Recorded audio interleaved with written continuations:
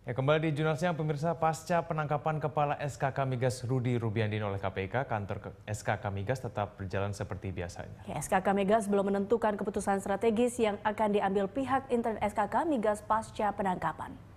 Kegiatan industri migas tidak boleh terganggu atau tidak boleh mengalami kevakuman akibat sebagaimana diketahui kejadian tadi malam, gitu ya, tadi pagi. Dan info yang kami dapat juga masih sangat terbatas. Jadi saya tidak bermaksud memberikan keterangan pers tentang apa yang telah terjadi karena kita sedang mencari tahu juga. Ya, barangkali nanti info lebih lengkap dari KPK mungkin yang lebih bisa menjelaskannya dengan lebih baik apa sebenarnya yang terjadi.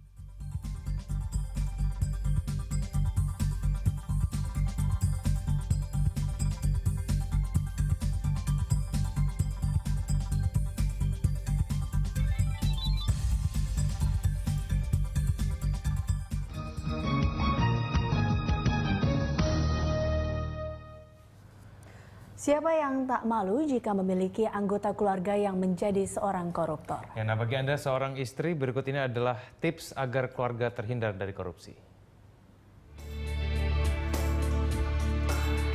Korupsi menjadi masalah pelik bagi bangsa ini. Tak hanya merugikan negara, perilaku ini juga membuat sendi-sendi moral goyah. Selain Komisi Pemberantasan Korupsi, setiap orang sebenarnya wajib ikut berperan untuk memberantasnya. Salah satunya para istri. Sebab istri merupakan tiang rumah tangga. Ialah yang akan menentukan ke depannya rumah tangga berjalan baik atau tidak. Berikut tips yang Anda para istri bisa terapkan agar suami terbebas dari bahaya korupsi. Pertama, utamakan keluarga. Para istri bisa terus-menerus mengingatkan suami untuk memprioritaskan keluarga. Tak ada anak yang bangga punya bapak seorang koruptor. Selain itu, bisa dipastikan keluarga hancur berantakan karena korupsi. Waktu yang semestinya dihabiskan dengan keluarga tersita karena si bapak harus mondar-mandir ke lembaga hukum terkait.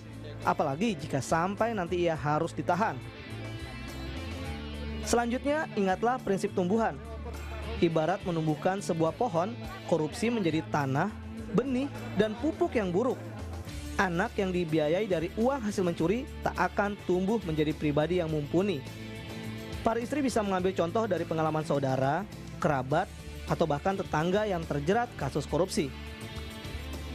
Berikutnya, belajarlah mensyukuri rezeki yang ada. Korupsi bisa dicegah lewat rasa syukur yang diwujudkan dalam kehidupan sehari-hari. Tak harus selalu beli tas mahal, perhiasan, atau plesir ke luar negeri jika memang pendapatan suami pas-pasan.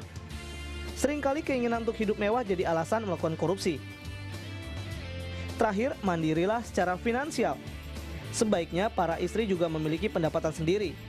Ini membuat posisi tawar menjadi lebih seimbang. Jadi ketika ada indikasi suami mulai suka terima amplop, para istri bisa mengajukan penawaran. Berhenti korupsi atau anak-anak saya biayai sendiri.